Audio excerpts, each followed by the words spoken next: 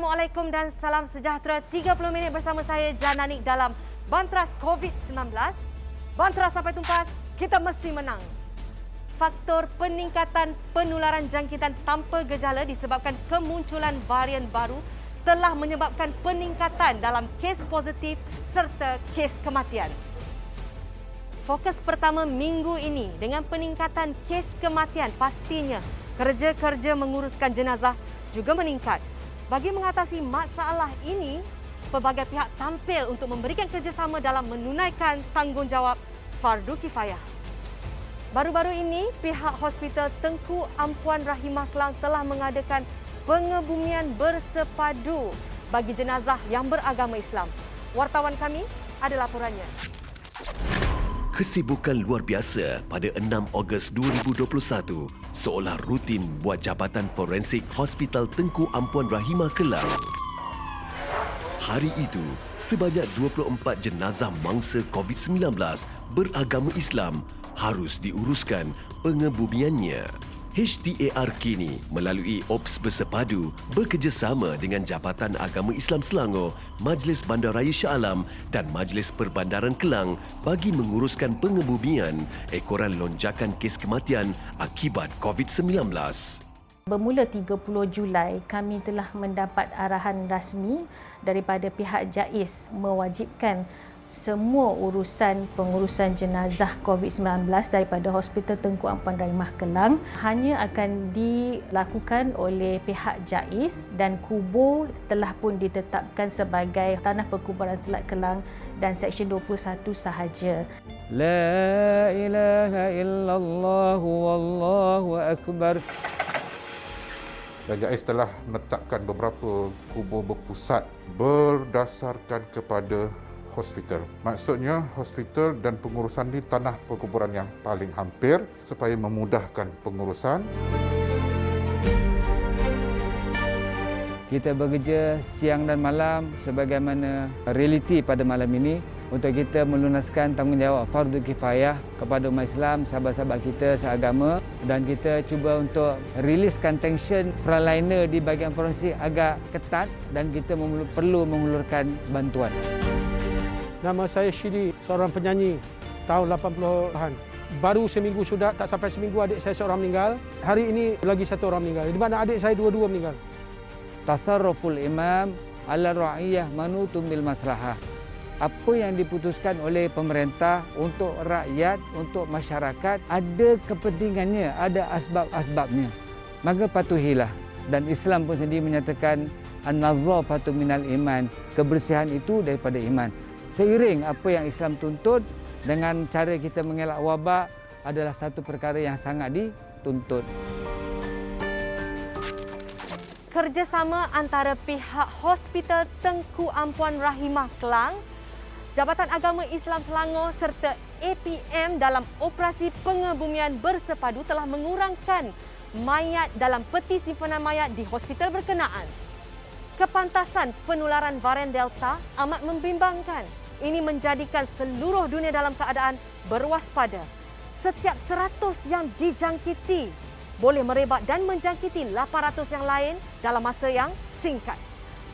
Menyedari keadaan ini, banyak negara-negara yang telah mempertimbangkan suntikan vaksin dos ketiga. Untuk kupasan ini, saksikan Rentas Dunia. Jurang antara penduduk dunia yang divaksinasi membimbangkan Pertubuhan Kesihatan Sedunia atau WHO. Data sehingga 4 Ogos 2021 menunjukkan hanya 1.36% penduduk negara miskin telah menerima suntikan vaksin berbanding 51.15% di negara berpendapatan tinggi. WHO yang berharap agar setiap negara tanpa mengira darjat mencapai 10% penduduk divaksinasi menjelang akhir September ini. Israel yang menggunakan vaksin Pfizer-BioNTech ke atas 57% penduduknya jadi negara pertama di dunia memulai kempen pemberian dos ketiga kepada penduduknya yang berisiko dan berumur lebih 60 tahun. Ini selepas Pfizer melaporkan keberkesanan vaksin menyusut, misalnya membabitkan perlindungan terhadap penyakit simptomatik yang menurun kepada 84% selepas 6 bulan berbanding 96% dalam tempoh 2 bulan selepas menerima 2 dos suntikan. Dos penggalak dikatakan perlu sebagai perisai tambahan terhadap varian ganas seperti Delta. Soalnya, adakah semua penerima vaksin memerlukan dos penggalak yang barangkali tidak bermanfaat pun ketika ramai penduduk negara miskin masih belum mendapat walaupun 1 dos suntikan?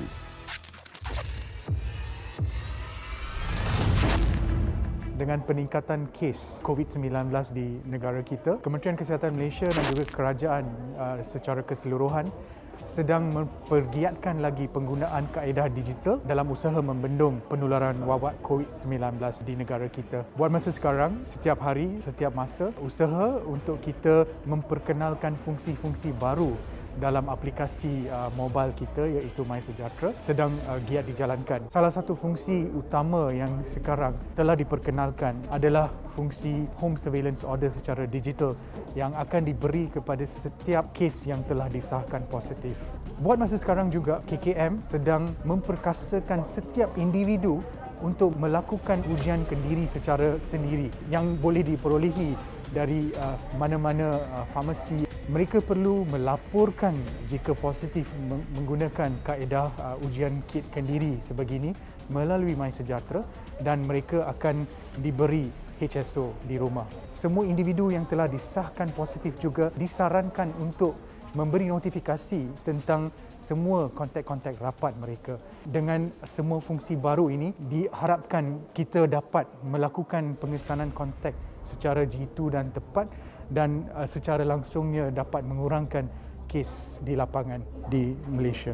Untuk pengetahuan semua juga, kemungkinan ramai daripada anda telah mendapat notifikasi kontak casual di dalam MySejahtera anda. Kontak casual ini diperkenalkan beberapa bulan dahulu menggunakan kaedah AI iaitu machine learning di mana algoritma-algoritma tertentu memberikan anda notifikasi sebagai kontak casual di mana anda telah mendapat kontak secara exposure dengan mana-mana kes positif. Kelekaan sebahagian masyarakat terhadap bahaya jangkitan COVID-19 sehingga mula ambil mudah terhadap pentingnya pematuhan SOP hanya akan menjejaskan usaha memerangi musuh tidak kelihatan ini. Apa tidak cukupkah dengan peningkatan kes jangkitan harian sebagai bukti? Atau anda memang sedia mengorbankan nyawa orang yang disayangi? Infection tu almost semua bahagian di paru-paru ni.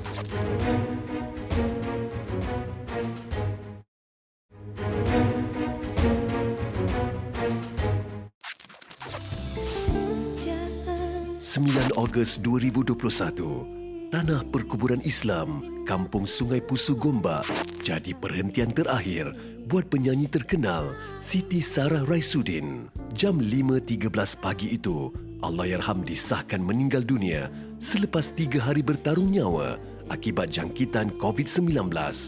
Hamil 7 bulan, bayi keempatnya yang diberi nama Ayash Affan dilahirkan menerusi pembedahan tanpa sedar. Syuib yang selama ini ambil mudah mengenai bahaya COVID-19 tersentak. Kita kena sedarkan rakyat Malaysia tentang vaksin. Sekurang-kurangnya dengan vaksin mungkin dapat membantu kita. Saya tersentak sebab saya tahu isteri saya belum divaksin.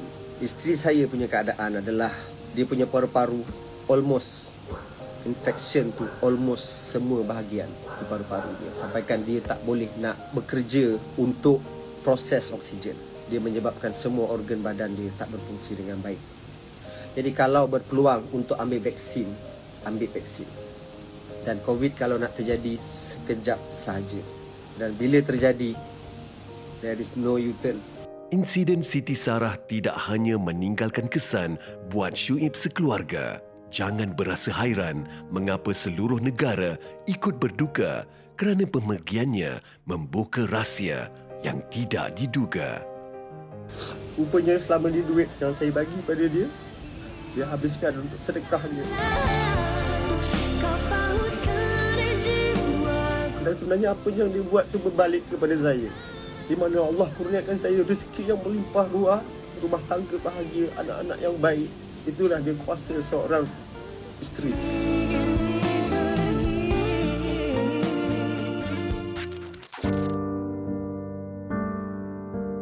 Kemergian suami awal tahun ini akibat serangan jantung hampir membuat Nur Hayati Muhammad Junani, 42 tahun, hilang punca. Berat dugaan dihadapinya, namun demi 3 anak yang masih bersekolah, sebagai ketua keluarga, dia perlu tabah mencari rezeki. Sebagai seorang ibu tunggal, banyaklah saya kena hadapi lalui seorang-seorang sebab sebelum ni semua arwah suami yang buat semua. Untuk menambah pendapatan, saya cuba buat meniaga lah. Meniaga jual-jual, ambil tempahan, kuih. Sekarang ni saya kena pandai atur sendiri dan cik. Sakit buah pinggang yang dihidapi Abdul Halim Mokhtaruddin, 50 tahun, bukan penghalang untuknya bekerja bagi menyara 4 anaknya. Bekerja sambilan sebagai penghantar makanan, dalam waktu yang sukar ini, bapa tunggal ini sedar dia harus terus tabah demi mencari sesuap nasi. Alhamdulillah lah kalau saya kata kehidupan tu, kata orang kena usaha untuk anak-anak kita kena kuat lah. Sakit tu kita fikir belakang untuk anak-anak belajar untuk duit dia, untuk bayar apa-apa yang sampai dia tanggung lah. Kecekalan insan seperti Nur Hayati dan Abdul Halim antara yang terkesan akibat pandemik COVID-19 membawa Finas dan Yayasan Felda ke Sungai Penchala Kuala Lumpur bagi menyantuni keluarga ini dan menyampaikan bantuan bagi meringankan beban. Kita tadi sempat berziarah 3 buah keluarga, tetapi kita juga akan teruskan misi yang sama dengan mengambil tahu dan mengambil maklum keperluan-keperluan masyarakat dan kita kongsikan rezeki ini juga kepada penerima yang wajar dan hak menerimanya. InsyaAllah. Terima kasih banyak-banyak ya. Semoga murah rezeki. Assalamualaikum. Sumbangan turut disampaikan kepada warga emas Sidik Selasim yang berumur 83 tahun. Sama-sama lah membantu. InsyaAllah. Ingat kat warga emas. Memang tugas kami untuk memantau penduduk-penduduk, lebih-lebih lagi dalam keadaan COVID-19 ini. Saya mengucapkan ribuan terima kasih kepada pihak Finas dan juga pihak Yayasan Felda. Kami bersyukur sudi untuk mengulurkan bantuan ini. Terima kasih kerana masih lagi bersama kami dalam Banteras COVID-19. Anda tidak keseorangan melawan pandemik ini. Jaminan perkhidmatan Barisan Hadapan sentiasa ada untuk anda. Nyawa diri dan keluarga menjadi taruhan demi menyelamatkan yang lain.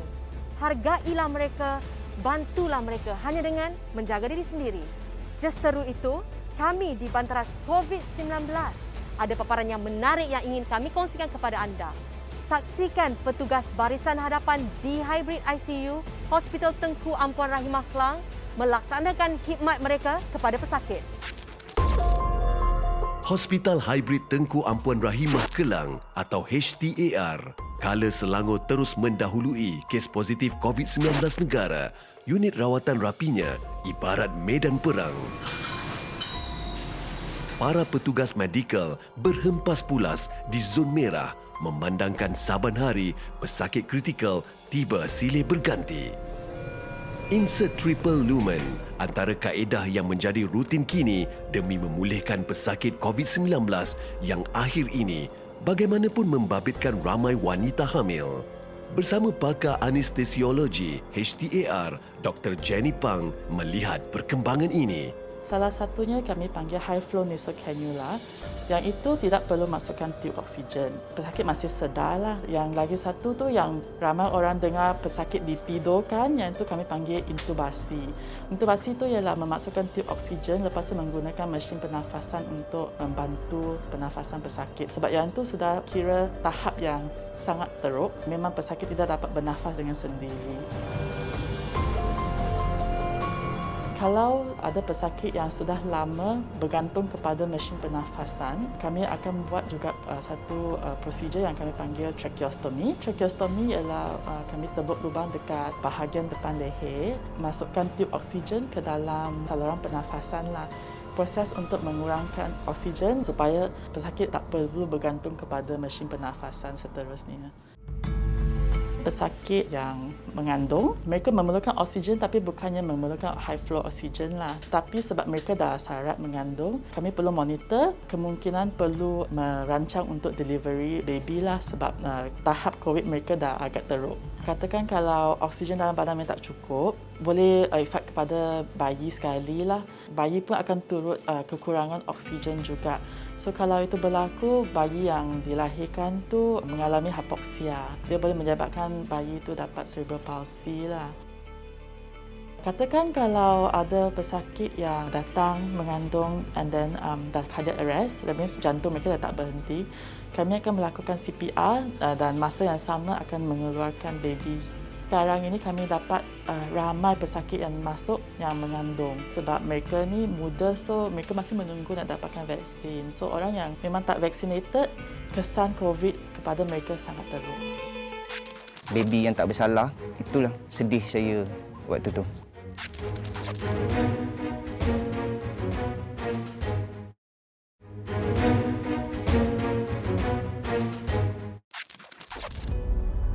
Pelaksanaan Perintah Kawalan Pergerakan diperketatkan atau PKPD di Flat Gugusan Semarak dekat Seksyen 4 Kota Damansara sehingga 19 Ogos 2021 menyaksikan bukan kecil pengorbanan barisan hadapannya. Cekal berjuang di zon merah seumpama ini antaranya adalah petugas medikal yang giat membuat saringan COVID-19 terhadap 5,200 penduduknya dan menyegerakan kuarantin mereka yang didapati positif selain memvaksin individu negatif dalam usaha membendung penularan wabak. Pegawai Perubatan Dr. Nur Syahira Hanim Muhammad antara yang berkongsi pengalamannya dengan kru Bantras COVID-19. Itu adalah tugas kami sebagai barisan hadapan dan kami sentiasa sedia membantu.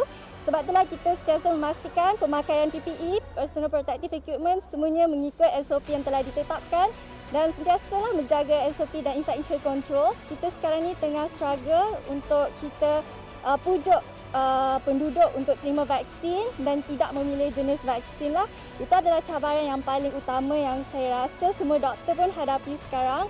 Kita kena pujuk diorang dan fahamkan diorang tentang kepentingan vaksin. Malaysia akan hanya menang setelah 80% rakyatnya divaksinasi.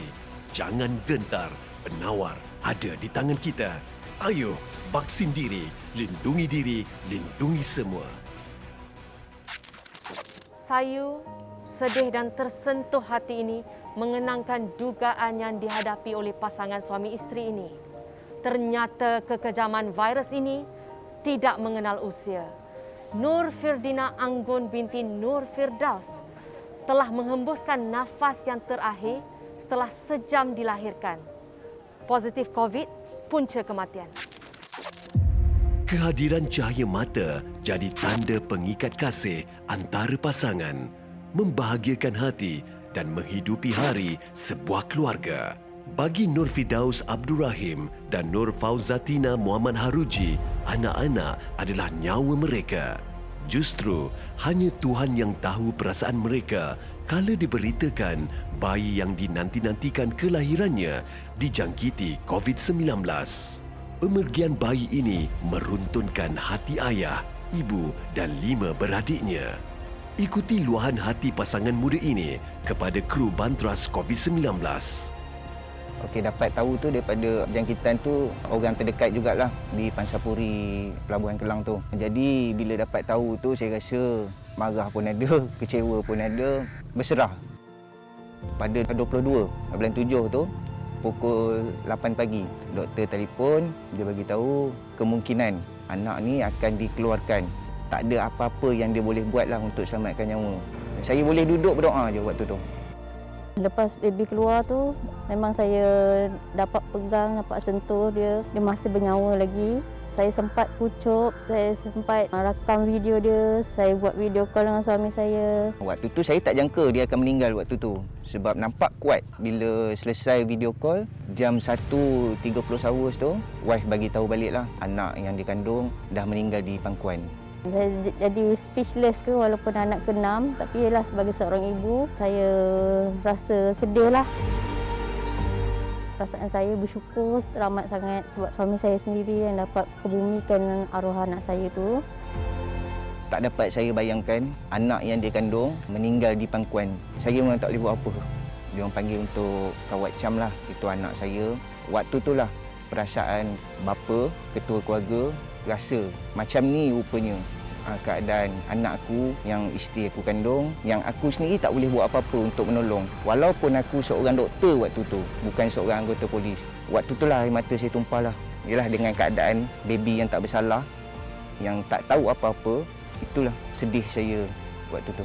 Baby yang nombor 6 ni nama dia Nur Firdina Anggun binti Nur Firdaus. Saya pun tak tahu macam mana saya boleh letak nama tu, tapi saya rasa nak letak nama tu. Walaupun saya tak tahu asalnya jantina, baby tu lelaki ke perempuan, saya tak tahu. Wabak ni bukan main-main. Yang buat saya marah tu, saya cuai dalam rumah saya sendiri, depan pintu rumah saya sendiri. Saya izinkan orang rumah saya keluar, orang datang ketuk pintu, bagi anak-anak keluar, berjumpa dengan siapa yang datang. Sepatutnya saya lebih berhati-hati sebab itu rumah saya, kawasan lindungan saya. Semoga Nur Firdaus dan isteri tabah menghadapi dugaan. Al-Fatihah dan salam takziah daripada kami di Banteras COVID-19. Ingat, patuh SOP. Jaga penjarakan 1 meter, sentiasa memakai pelitup muka, sentiasa mencuci tangan dan memakai hand sanitizer. Lindung diri, lindung semua. Jumpa lagi minggu hadapan. Assalamualaikum. Malaysia mulai 10 Ogos 2021 menyaksikan kelonggaran prosedur operasi standard atau SOP bagi penerima lengkap 2 dos vaksin COVID-19 di seluruh negeri di bawah Pelan Pemulihan Negara atau PPN, antaranya membabitkan rentas daerah dan negeri oleh pasangan jarak jauh selain bagi ibu bapa untuk berjumpa anak di bawah umur 18 tahun. Pengumuman yang dibuat Perdana Menteri Tan Sri Muhyiddin Yassin 2 hari sebelumnya terpakai bagi penerima dos lengkap yang melepasi hari ke-14 daripada suntikan dos kedua untuk vaksin Pfizer, AstraZeneca dan Sinovac. Manakala penerima vaksin 1 dos suntikan iaitu Johnson & Johnson dan CanSino perlu melepasi hari ke-28 daripada tarikh suntikan. Bagi negeri yang berada di bawah fasa 2 dan 3 PPN, sijil digital vaksin lengkap diperlukan bagi tujuan pemeriksaan untuk aktiviti sosial seperti rentas daerah dan dine-in, malah pelancongan dibuka untuk dalam negeri yang sama, membabitkan rumah inap desa dan hotel.